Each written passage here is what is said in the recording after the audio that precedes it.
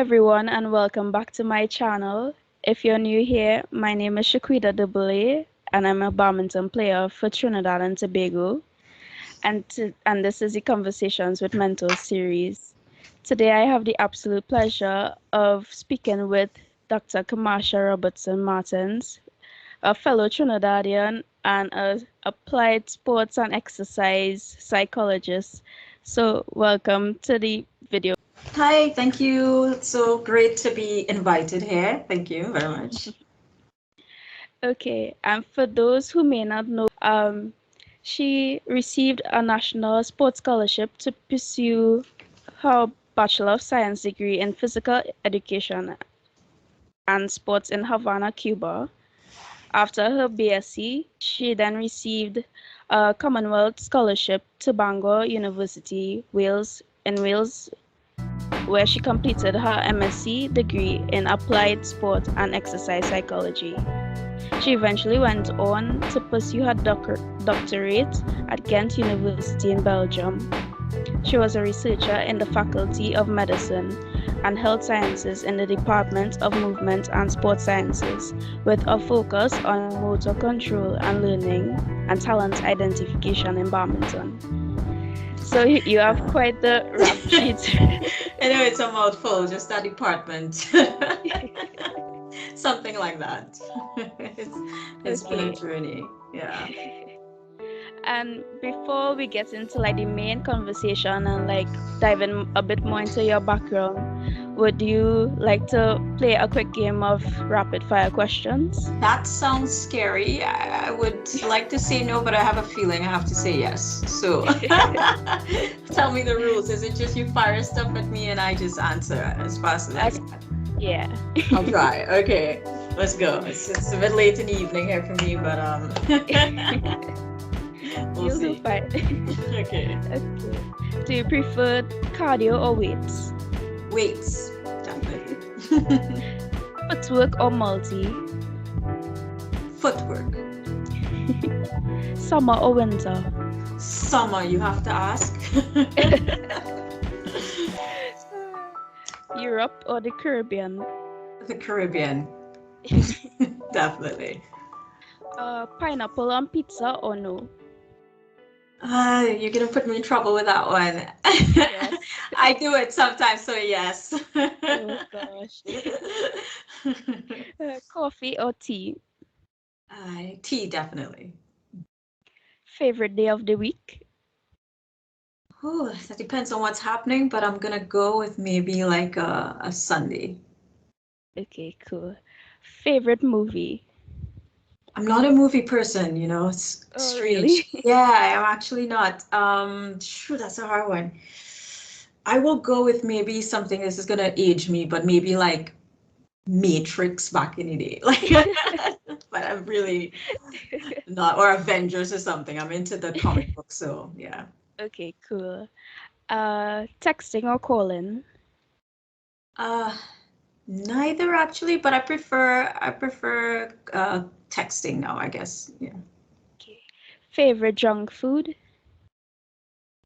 Ooh, don't really eat that much snacks, but what do I like? These days I'm really into Ben and Jerry's ice creams, cookie dough. It's a weakness of mine. So when I'm really into junk food, that's yeah. What is something you wish someone had warned you about before going into psychology? I think they did actually. That it's but I think a bit more like it's a difficult field because it's not very popular. Well, at least at the time, especially sports psychology when I was going into it. So not very many people knew or knew what it was about. So yeah. Okay. And the last one is, what is one word to describe your PhD experience? Whew. That I would have to wrap up by saying it was phenomenal because it encompassed so many different things and feelings. I can't, but I would have to say the end result was well worth it, phenomenal. Yeah. Okay.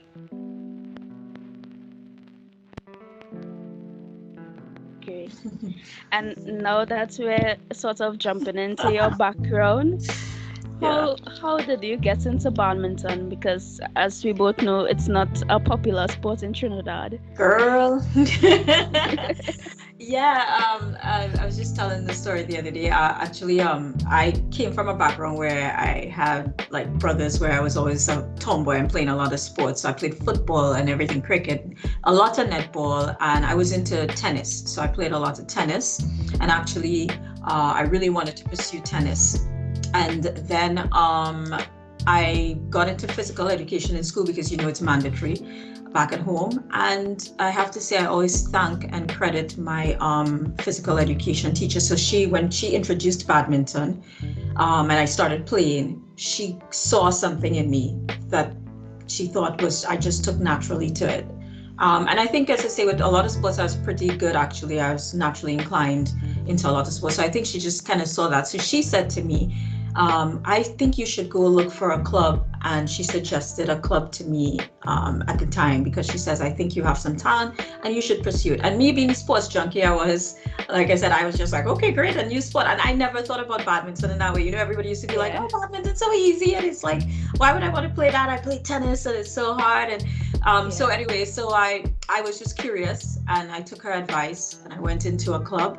And that club back at the time, my first club was Central Smashers for many years. I was part of that club, and I'm from Chaguanas, for those who don't know, Central Trinidad, because this is an international audience, I assume. So, and so credit to my first coach back then, Sabrina Cassie, was one of the most well-known players for us in our country and the region. And she was coaching me a lot, and she then said that I was mixing up techniques. So I used to hit a lot of like tennis shots instead of, badminton shots. And she said, you need to choose, you need to make a decision. And then for some reason, it's kind of vague, but I think at the time, I probably couldn't find a tennis club or anything at the time or something. So I kind of leaned and I just said, oh, this is fun, I'm enjoying it. And so I just stuck with badminton, and the rest is history, as they say. Yeah, I had that same experience as well because I also started off in tennis. Oh, And did you? yeah, and same thing with the techniques and so on. Yeah, and Yeah. well, that's it with racket sports that tends to happen, and but it was really interesting. As I said, I might have never gotten into it if I wasn't introduced, and I wasn't pushed by my physical education teacher.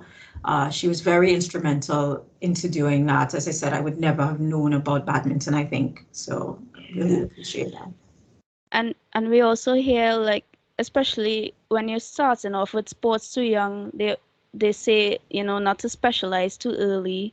And like you Yeah. see a lot of like athletes, they tend to do like two sports that sort of complement each other. So do you know any sports that could probably help complement badminton? Oh yeah, actually that's so funny because the research that I just finished doing for the past few years on talent ID, that's something that we talk about, and especially here in Europe, where I am in Belgium, it's something that they don't encourage early specialization, as opposed to when you do the research for China and countries like that.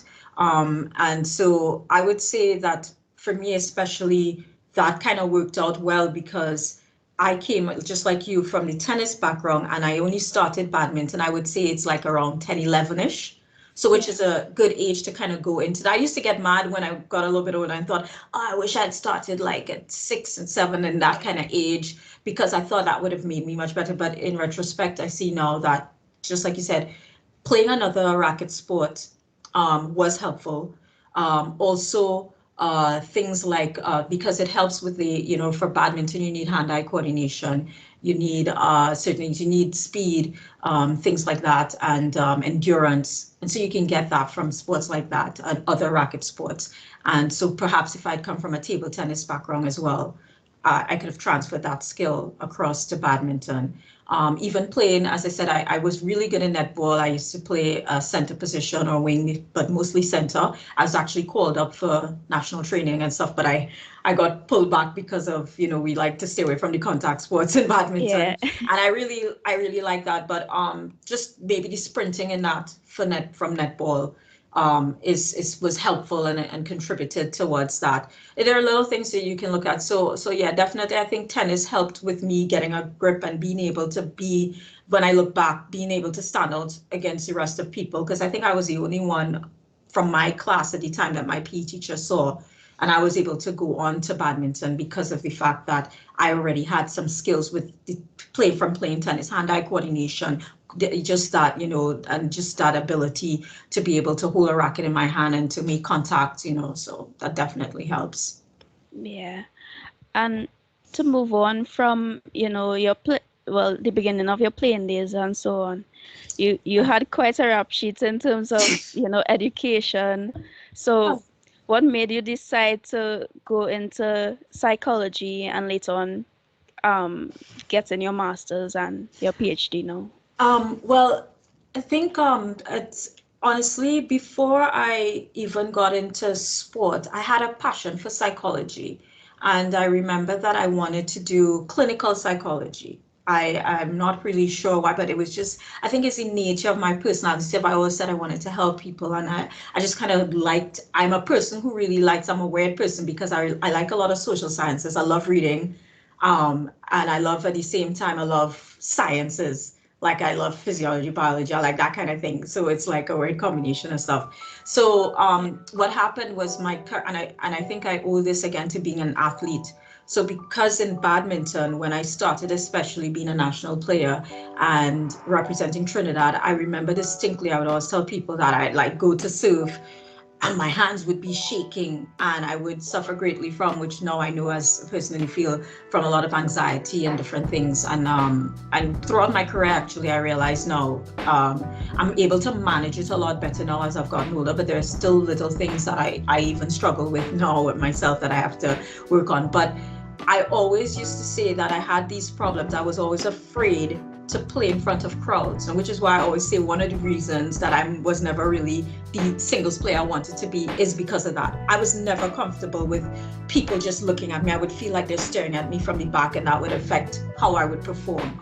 So I always had that problem, and I thought, we don't have anybody to talk to us, back then about this. I don't have anybody to help me talk about it. So I always said, when I realized sports psychology was a thing, this is what I want to do. So from the moment I got my scholarship to do my master's, and I remember the list of areas were there, and I saw applied sports and exercise psychology, I was like, that's it. This is what I want to do. I was just grateful for that. I didn't even look at anything else, the physiology, anything. I was like, it was kind of tough because I was like, oh, I really like physiology and this and that. But I was like, no, sports psychology is what I need to do because this is my calling, I felt, because I want to give back to athletes what I didn't get, because I know it's a big thing mentally, especially you see individual sports athletes like us in individual sports. Because when I played netball, or even when I was playing football or anything, and I never had any nervous issues in like netball. You might get a little bit excited, and that's good for the body before I go on, you're always excited to compete. But I never had the issues of the nerves the way I did when I was playing netball. And I sat back and I looked at that I would have when I would play badminton. And so that really pushed me to want to do psychology in a big way. Yeah, and I think that's a good lead off into the next question. Two things that athletes really struggle with in their career in sports are performance anxiety and injuries. So you being a sports psychologist, how is there any way that you can sort of help athletes, especially the anxiety route, like practical tips or anything that you can say? Oh yeah, for anxiety, now there are different types of anxiety, and a lot of people often I would find when you would work with athletes, they don't really recognize that sometimes that it's even anxiety, or for example, one of the most common types you would find, because every person is different, and that's like you hear often people say, I have butterflies in my stomach. And like before you go to do something, and it's a more physiological response, or sometimes people, so those butterflies, and they feel queasy, and you feel like you want to go to the bathroom before you perform and things like that. That is like a somatic, we call it somatic anxiety. And so that is a connection more with the body, as I say, more physiological. And for that in particular, you'd find that I would recommend, and this is just me in my ways, I would say that it's very important. This is why a proper warm up is very important for an athlete. Physically warming up and making that time to get your body in tune and ready for performing is very important. Also, just even stuff way before that, having proper pre-performance routines, which is something that you develop a system of things that you need to do so that your body you can feel prepared for performing. So proper rest, making sure you eat the right things that you need to do, preparing even like the week before, the night before, getting proper, like I say, sleep, and just getting a habit, or just before you go on court, doing certain things that make you calm down, or what you need to do to get rid of that. You also have things like cognitive anxiety and things like that, where you think a lot of things and you just go, your mind goes crazy. And I'm one of those people. Like you're thinking about your opponent, you see the draw, like for us in badminton, like who am I gonna play? And you think about that, and you start thinking already, oh my gosh, this is their strengths and whatever, and or you're just thinking, you have behavioral anxiety. So you start doing weird things, like you might have weird habits, and so they're just different types. And so that, like I said, warming up and getting a routine is good, and also deep breathing for help with relaxation if you or concentrating. And so there are different techniques that one could apply, but again, it's all dependent on every person has to find what works for them, and you have to try, and you have to, of course, practice it over a period of time and see what works for you. Yeah, and I really liked how you broke down the different types of anxiety into like different categories, because I really see myself, having a little bit of everything. Yeah, it's something to do. It's true. Yeah, and I really struggled with anxiety, especially in the beginning, and I could definitely relate to you in terms of like watching, like thinking that people are like staring you down.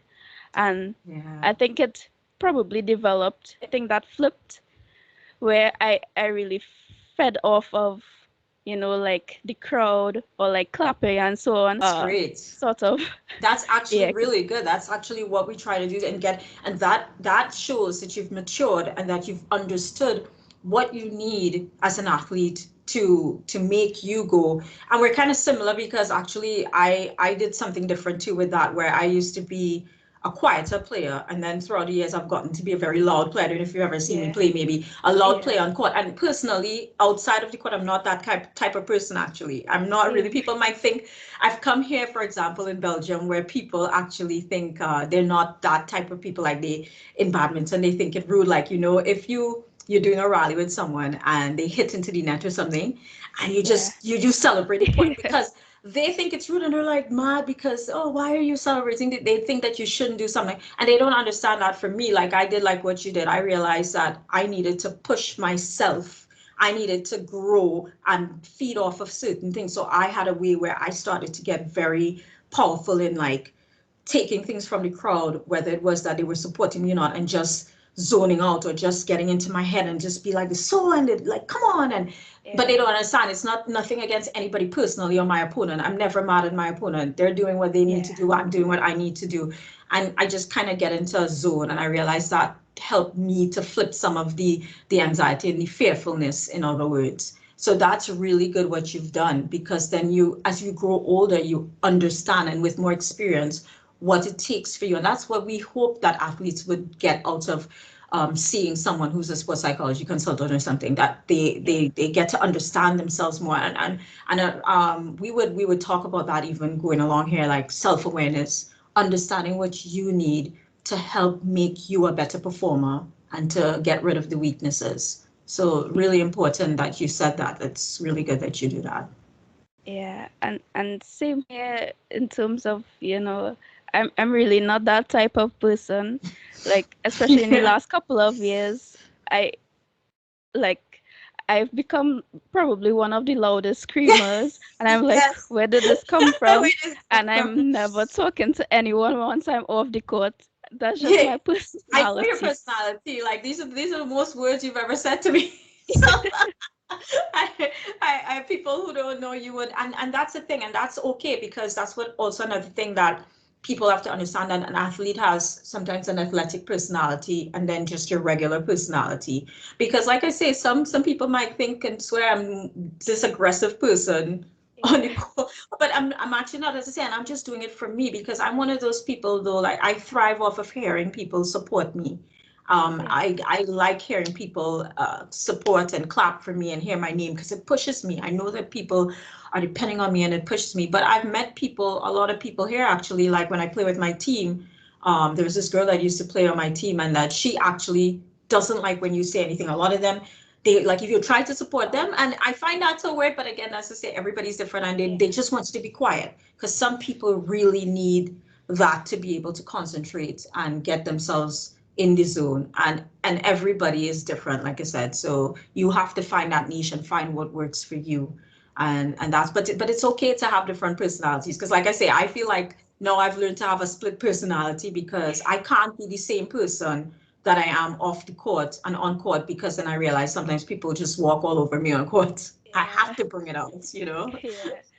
Yeah. And then I don't want to like disrespect anyone, and at the same Yeah. time, like, I'm really loud on court, but I still, even to this day, I still struggle like going up to someone and like starting a conversation, because that's really isn't This my. is your Yeah. personality and who you Yeah. are. Yes, yes. And that's what sports brings out in us. And it's very interesting that you say that, because it's a whole, you have a whole different goal when you're on court. I mean, and what you're trying to achieve as an athlete and what you're doing. So it becomes different from who you are off the court.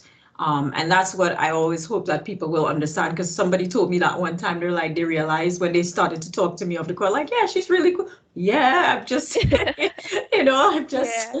I'm just chill, and I like to laugh and I make jokes a bit, but I'm just a different person when and I'm not mean to anyone on court, by the way. I'm just, they just don't Yeah. understand that that's the way that we play with a fire, that that's okay. We're not it's not personal against you. We just want to Yeah. do what it takes to drive us. So And I want to dive a bit deeper into, those types of responses, yeah. yeah, in terms of, because I already know that I struggled with that part. I really struggled with my breathing, and it would Mhm. really get out of hand, and I would get like anxiety attacks and so on. And psychology, usually people always think it's a one night thing or whatever. It's a process. You work with somebody, you have to get to know them. So when I say something, it might be, it's like a cure. It's a cure for them. Yeah. I just want to get that out there and make that clear. I could only speculate or say, because, but for a lot of things like that, I really believe in, like I say, practicing deep breathing helps with controlling that and Yeah. helping the body. I'm a big believer in that, because I've seen it, I do it. I don't know if you know, like even I'll draw back again to my example with my style of play, where I serve. I have this particular style where I blow the shuttle. Yeah. And I've done that ever since. I will tell you, just like I said, remember my hand used to shake.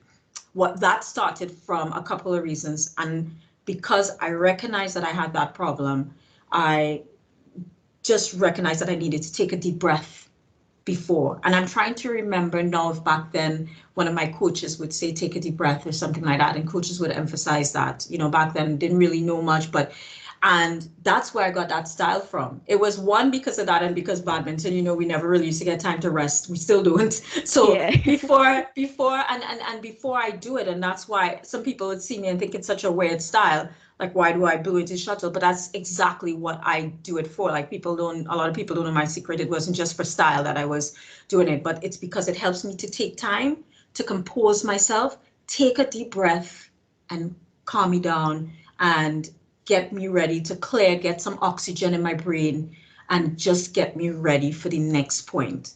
And that's what helps, and that's why I suggested earlier on, people who suffer a lot from somatic, taking the time to get a proper warm up. And just within that warm up, when I say warm up, so you need to do your running and everything is stretches, getting your body ready. And also if that means you need to take the time and just take a couple minutes or whatever, and you incorporate a routine of breathing that helps you, and or positive affirmations and self-talk that tells you, okay, I'm all right, I'm ready. And you can use imagery and visualization. There's so many things that can help you to get in that frame of mind to help with the physiological response. Because, or if you're different where you really need to do something really hyper to get rid of it, because some people, like I say, they need that. So maybe they need that and they need to do something hyper. So there's an exercise that they need to do.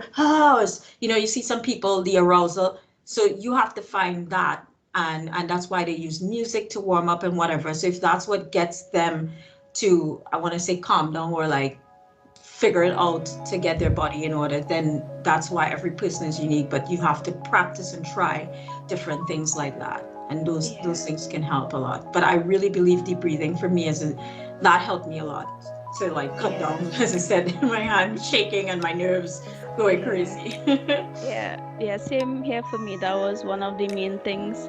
And like it would help me to like slow my thoughts down because I would always go into like a Rushing. spiral, like never ending thoughts.